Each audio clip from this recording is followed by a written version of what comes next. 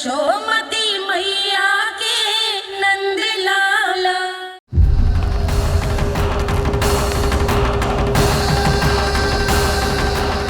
आप तो मेरी प्रतीक्षा में पहले से ही खड़े हैं यमदेव। तब तो आपने मेरी चुनौती के बारे में भी सुना ही होगा। कहिए, क्या उत्तर है आपका? मेरा स्वागत करके अपना राज्य त्यागेंगे या मेरा सामना करके अपने प्राण? हे असुर श्रेष्ठ, मैं आपकी अधीनता स्वीकार करने के लिए तैयार हूं। बस एक विनती है मेरी। शर्त को विनती का नाम देकर पहलाना चाहते हो मुझे यमराज? असुर राज मूरा के सामने शर्त रख पाओ, इतना सामर्थ्य नहीं है तुम में। इसका आभास है मुझे असुरराज, पर मैं आपकी अधीनता स्वीकार करूं इससे पहले आपको स्वामी धर्म का पालन करना होगा। मेरे पुराने स्वामी के क्रोध से मेरी रक्षा करनी होगी आपको। कौन है तुम्हारा पुराना स्वामी? भगवान श्री नारायण। और छोटी माँ मूरासुर को तो श्री नारायण से भी रक्षा का वरदान प्राप्त था ना? यही तो श्री नारायण की लीला थी बलराम। पर वो राक्षस अपने दम में जे समझ ही ना पाओ कि वो क्या भूल करने जा रहा है, और पहुंच गो भगवान श्री नारायण को चुनौती देने के लिए।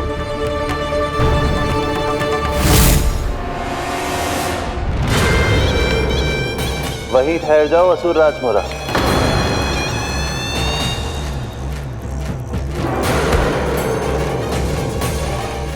यहाँ क्यों आए?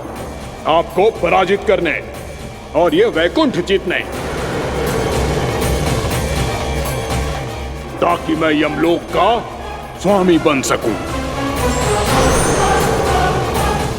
फिर आओ, युद्ध भूमि में मेरा सामना करो।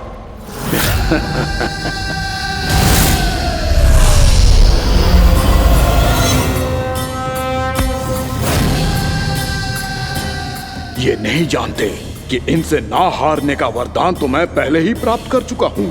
इसलिए युद्ध ठीक से आरंभ हो पाए उससे पहले ही इन्हें जीत लूंगा मैं।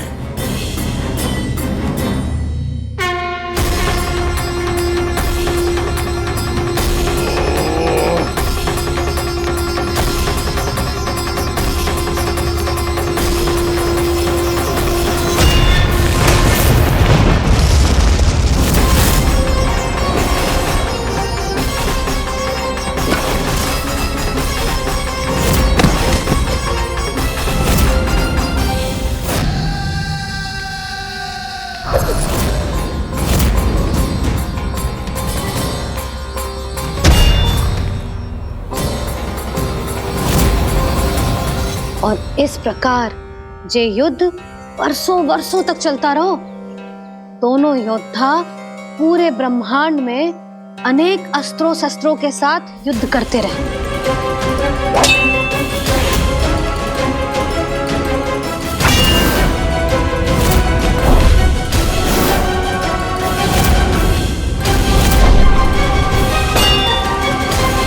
फिर क्या हुआ मैया?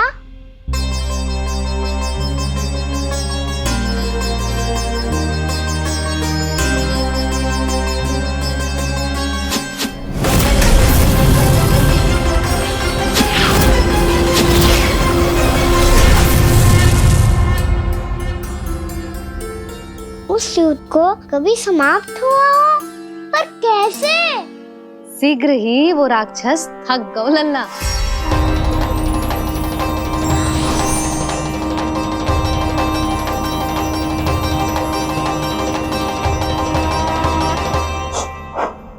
खड़े खड़े देख क्या रहे हैं नारायण?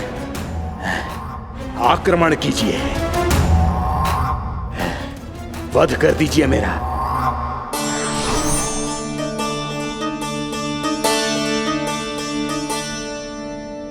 मैं तुम्हारी वीरता से प्रभावित हूं, इसीलिए इतनी थकान की स्थिति में मैं तुम जैसे वीर पर आक्रमण नहीं करूंगा। जाओ विश्राम करो। यदि फिर से युद्ध करने की इच्छा हो तो तुम्हारा स्वागत होगा।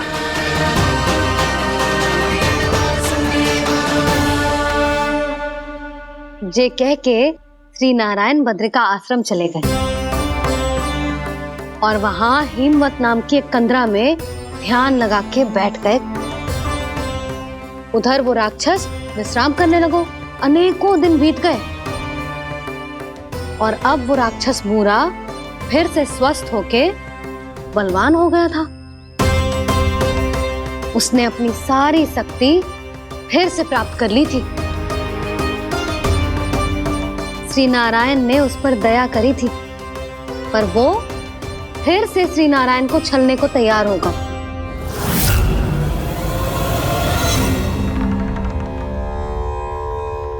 ध्यान में बैठे बैठे श्री नारायण योग निद्रा में चले गए, पर दुष्ट मूरा इसी अवसर का लाभ उठा के उनकी कंदरा में घुस आयो ताकि वो सोते हुए श्री नारायण पे आक्रमण कर सके।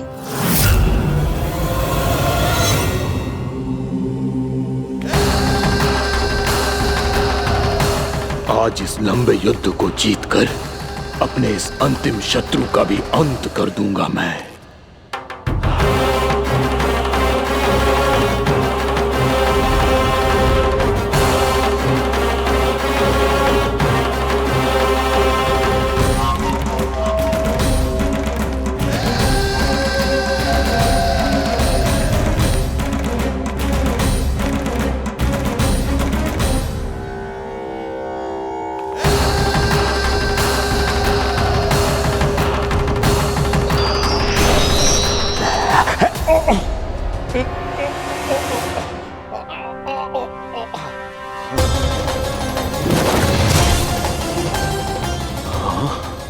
दुष्ट राक्षस, प्रभु ने तुझ पर दया की, तुझे संभलने का अवसर दिया। तू इन्हीं पर ही छल से वार करने चला है।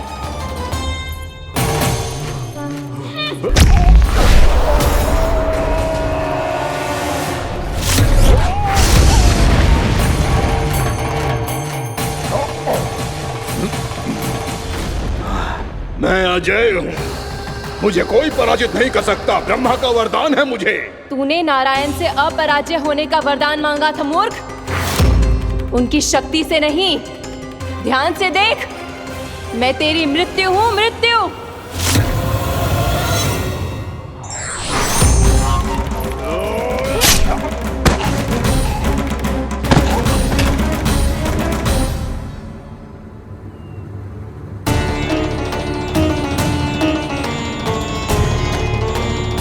वो देवी कौन थी छोटी माँ? और कौन बलराम, वही तो थी देवी एकादशी।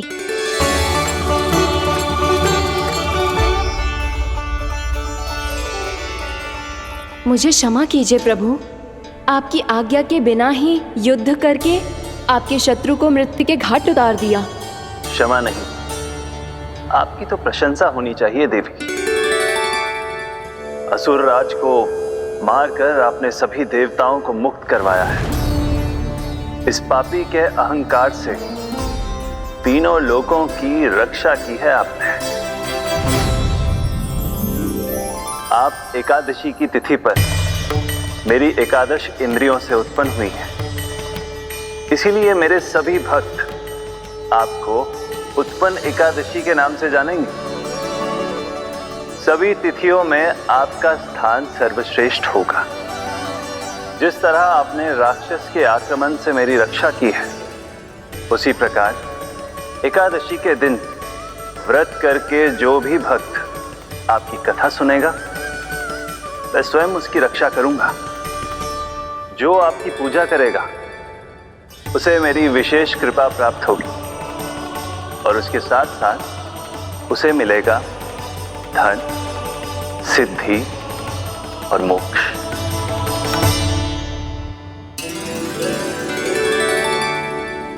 इसीलिए आज के दिन व्रत रखने का बहुत अधिक महत्व होता है। बोलो एकादशी मैया की जय। बोलो श्री नारायण भगवान की जय।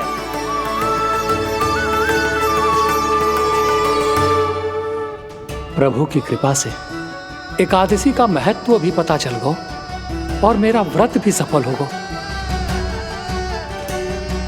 अब भी नहीं भूला रहा द्वादशी का व्रत पूरी तरह तभी सफल होता है जब द्वादशी के दिन उसे पूरा किया जाता है।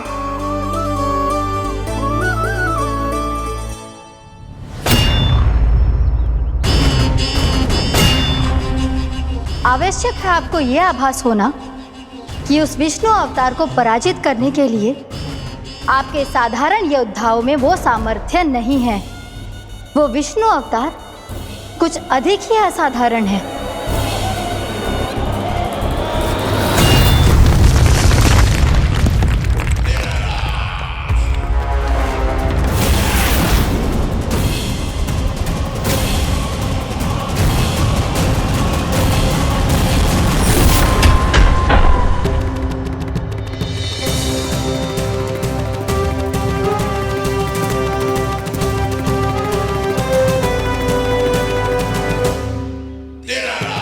अब मैं दिखाऊंगा उस विष्णु अवतार को असाधारण शत्रु क्या होता है।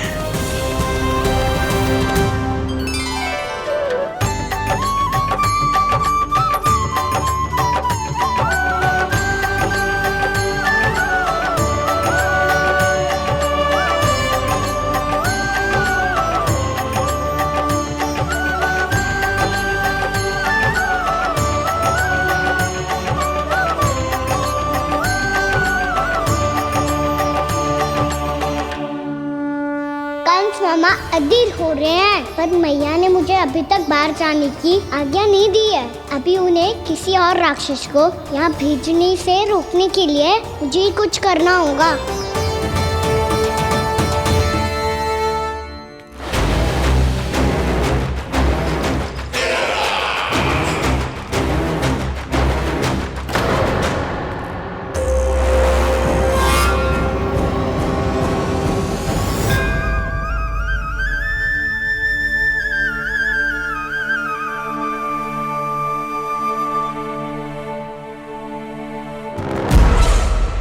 कौन हो तुम?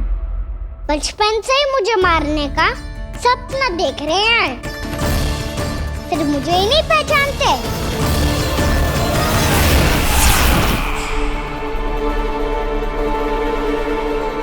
बचपन से विष्णु अवतार। कोई गाना बुलाता है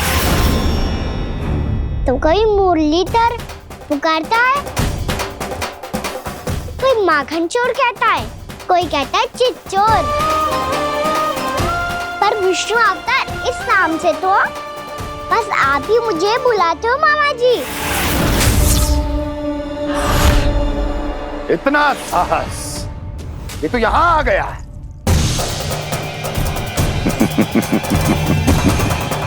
यहाँ आ तो गया तू विष्णु अवतार, किंतु यहाँ से जीवित नहीं जाएगा। तेरे इस शीश को तेरे धड़ से अलग कर दूंगा मैं।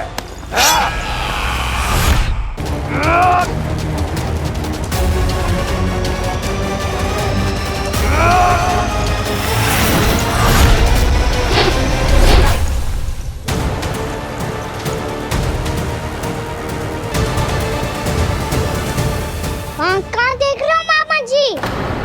मैं तैयार हूँ।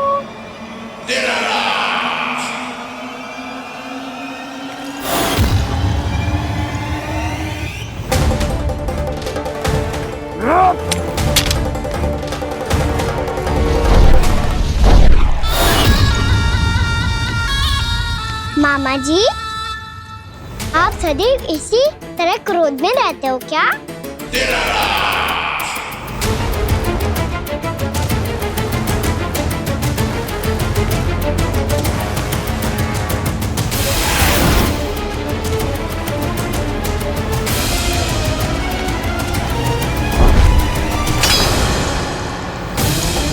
छोड़, छोड़ मेरी तलवार को। छोड़ो तो तब जब पकड़ा हूँ।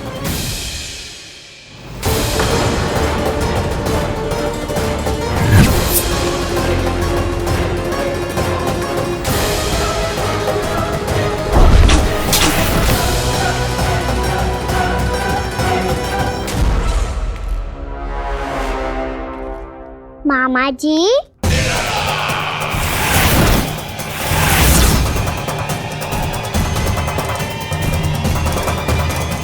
आप थक गए होंगे, थोड़ा विश्राम कर लो। आपका तो पता नहीं, मैं अवश्य से थक गया हूँ।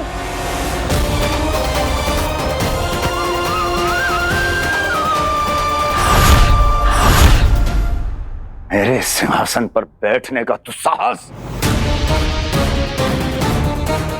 अभी तो बस अभ्यास कर रहा था मामा जी। भविष्य में मुझे तो बैठना है यहाँ। आपने बल प्रयोग करके से अपने पिताजी से छीना था, मैं आपसे छीन लूंगा। जो छल और बल से लिया जाए वो अधिक समय तक टिकता नहीं है मामा जी।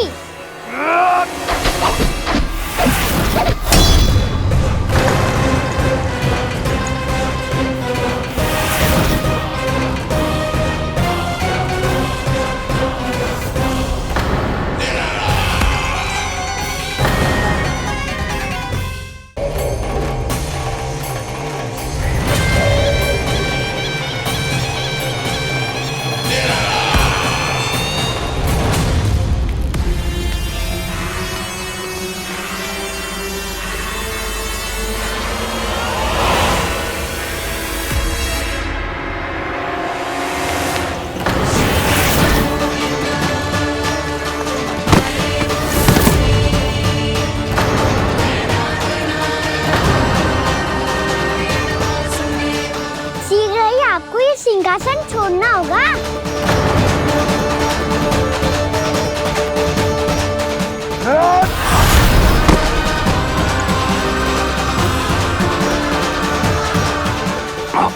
वो मेरा सिंहासन छीनना चाहता। वो आ रहा है, वो आ रहा है। सैनिकों, दुर्जन, बंद कर दो सभी द्वार और घरों के, सब के सब।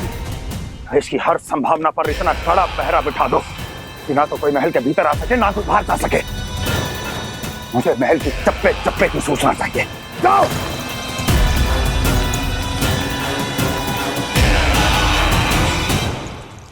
सिंहासन।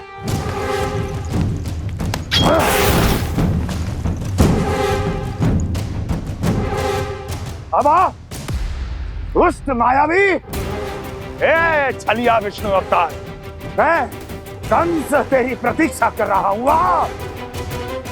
देखता हूँ मेरे सिंहासन पर कैसे बैठता है तू। मुझे तो बस कुछ समय चाहिए था, वो मिल गया। अब करते रहिए आप प्रतीक्षा।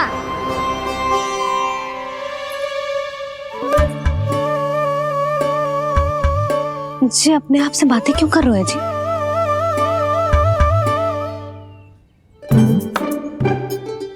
आप मुस्कुरा क्यों रहे हो?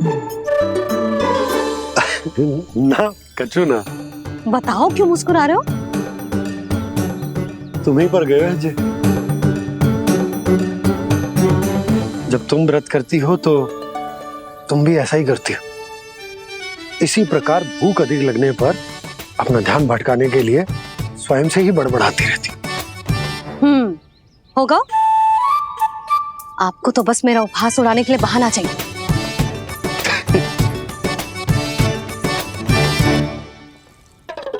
नन्ना, भूख लगी है? ना मैया, व्रत करे तो भूख कैसे लगेगी?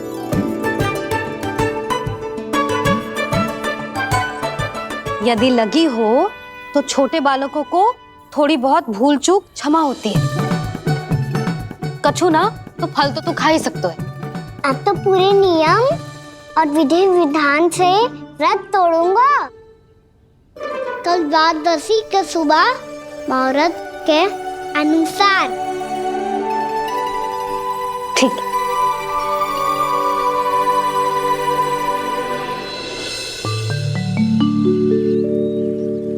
लल्ला, एकादशी समाप्त हो गई है, द्वादशी लग गई है। अब तू व्रत तोड़ सकते है। भोजन कर ले। ले।